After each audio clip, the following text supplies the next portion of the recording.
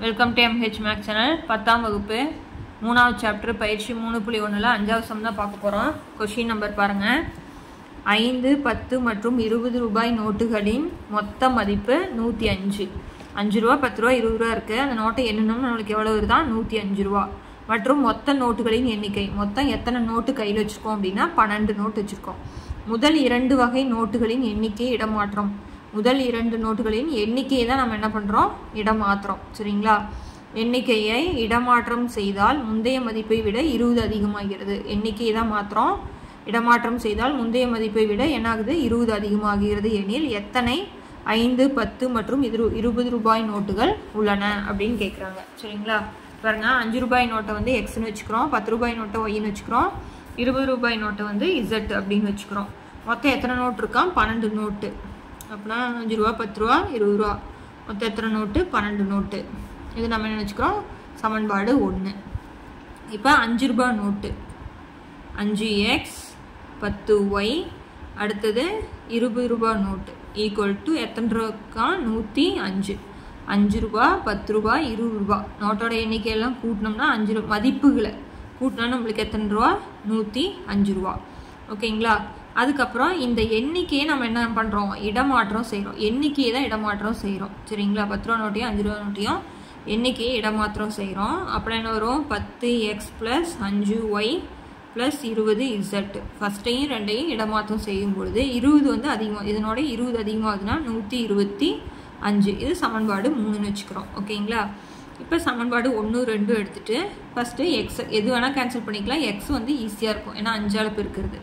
சமன்பாடு 1 5ஆல் பெருக்கிறதானே X cancel ஆயிரும். அதனால் சமன்பாடு 1 5ஆல் பெருக்கிறேன். அப்படின்னா 5x + 5y + 5z = 5 12 60. ரெண்டாவது சமன்பாட்டை அப்படியே வச்சுக்கிறேன். அப்படின்னா 5x + 10y + 20z = 105. இப்போ நம்ம குறிய மாற்றினா தான் என்ன பண்ண முடியும்? கேன்சல் பண்ண முடியும். இதை கேன்சல் பண்ணிடுறோம். 5 - 10yனா -5y கழிச்சிட்டு பெரிய நம்பர் குறி. இங்கேயும் 5 - 20 அப்படின்னா கழிச்சிட்டு பெரிய நம்பர் குறி -20ல் 5 போயிடுச்சுன்னா 15z. இப்போ 105ல் 60 கழிக்கிறோம். 5ல் 0 போயிடுச்சுன்னா 5, 10ல் 6 போயிடுச்சுன்னா 4 கழிச்சிட்டு பெரிய நம்பர் குறி -45. பாருங்கள், எல்லாத்துலேயுமே மைனஸ் இருக்குது. அது இல்லாமல் 5ஆம் வாய்ப்பாட்டில் வர மாதிரி இருக்குது. அதனால் எல்லாத்துலேயும் -5 வகுக்கிறோம். அப்படின்னா வகுத்தோம் அப்படின்னா -5 கேன்சலேஷன் நம்மளுக்கு என்ன வரும்? y. இதில் மைனஸ் கேன்சல் ஆயிரும். 5ஆம் வாய்ப்பாட்டில் 15 எத்தனை தடவை? 3 5 15. சமம் இங்கே என்ன வரும்? 9 5 45. இது 4வது சமன்பாடு. ஓகேங்களா? இப்போ அடுத்து 2வது சமன்பாட்டையும் 3வது சமன்பாட்டையும் எடுத்து அதே மாதிரி எக்ஸை கேன்சல் பண்ணுறோம். அப்படின்னா 2வது சமன்பாட்டை 2ஆல் பெருக்குனா i2 10ன்னு வந்துருமா? அதனால் 2வது சமன்பாட்டை நான் 2ஆல் பெருக்கிறேன். 2வது சமன்பாட்டை 2ஆல் பெருக்கினோம்னா i2 10x /2 20y 22 40z 105 2ஆல் பெருக்கிறேன். i2 10 ஒன்று போட்டேன், 1 2 210. அடுத்தது 3வது சமன்பாட்டை அப்படியே வச்சுக்கிறேன். 10x 5y + 20z = 125. மைனஸ் பண்ணால் தான் நம்மளுக்கு கேன்சல் ஆகும். ஓகேங்களா? இப்போ இது கேன்சல் ஆகிரும். 20 - 5 நம்மளுக்கு 20 5 போயிடுச்சுன்னா 15y. 40 - 20னா நம்மளுக்கு 20z. இப்போ 0ல் 5 போகாது, இங்கே 0 ஆயிரும். இங்கே 10, 10ல் 5 போயிடுச்சுன்னா 5, 20ல் 12 போயிடுச்சுன்னா 8. ஓகேங்களா? இதுலேயும் பாருங்கள், எல்லாமே 5ஆம் வாய்ப்பாட்டில் வரும். அதனால் 5ஆல் நான் வகுக்கிறேன். பாருங்கள்,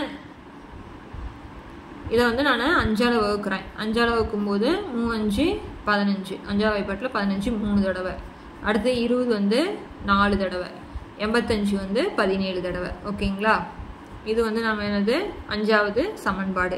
இப்போ 4வது சமன்பாடையும் 5வது சமன்பாடையும் பார்த்தீங்க அப்படின்னா y பாருங்கள், இங்கே 1 இருக்குது, இங்கே 3 இருக்குது. அதனால் 4வது சமன்பாட்டை நான் எதால் பெருக்கிறேன்? 3ஆல் பெருக்கிறேன். ஓகேங்களா? 3ஆல் பெருக்கும்போது இங்கே 1 இருக்கிறதா அர்த்தமா? அதனால் 3y 3 9z 9 3 27. 5வது சமன்பாட்டை நான் அப்படியே போடுறேன். 3y 4z = 17. இப்போ குறிய மாற்றிடுறேன். மாற்றிட்டு அது 2 கேன்சல் ஆயிரும். இங்கே 5z = 10. அப்படின்னா z = 10/5. z = 2. இப்போ z = 2 அப்படின்னு சமன்பாடு 4ல் பிரதியிட்டோம் அப்படின்னா நம்மளுக்கு என்ன கிடைச்சிரும்? ஒய்யோட மதிப்பு கிடைச்சிரும். ஓகேங்களா? இப்போ z = 2 என சமன்பாடு 4ல் பிரதியிட. பாருங்க, 4வது சமன்பாடு y + 3z = 9. y + 3 × 2 = 9. y + 3 2 6 plus and side போனால் மைனஸ். அப்படின்னா ஒய்யோட மதிப்பு வந்து நம்மளுக்கு 3. ஓகேங்களா? இப்போ ஒய்யோட மதிப்பு 3, இஜட்டோட மதிப்பு 2 என எதில் பிரதிடுறோம்? சமன்பாடு 1ல். ஏன் 1ல் அப்படின்னா மொத்த நோட்டுகளின் எண்ணிக்கை வந்து எத்தனைன்னு சொல்லியிருக்கோம்? நம்ம 12 அப்படின்னு சொல்லியிருக்கோம். x + y + z = 12. அதில் பிரதியிட்டு போடுறோம். ஓகேங்களா? x + y + z = 12. எக்ஸோட மதிப்பு தான் கண்டுபிடிக்கணும். ஒய்யோட மதிப்பு 3, இஜட்டோட மதிப்பு 2. அப்படின்னா x + 5 = 12. x = 12 - 5. எக்ஸோட மதிப்பு 7. ஓகேங்களா? இப்போ எக்ஸு ஒய்யு நம்மளுக்கு இசட் கிடச்சாச்சு. இப்போ எக்ஸ் நம்மளுக்கு என்னென்னு தெரியும்? 5 ரூபாய் நோட்டு. ஓகேங்களா? அப்படின்னா 5 ரூபாய் நோட்டுகளின் எண்ணிக்கை.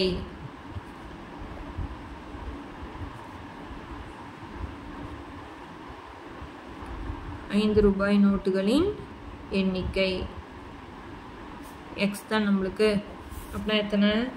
7. அடுத்தது 10 ரூபாய். அடுத்தது 10 ரூபாய் நோட்டுகளின் எண்ணிக்கை. அது வந்து நம்மளுக்கு என்னது? ஒய்யா. ஒய்யோட மதிப்பு நம்ம என்ன கண்டுபிடிச்சிருக்கோம்? 3. அடுத்தது 20 ரூபாய் நோட்டுகளின் எண்ணிக்கை.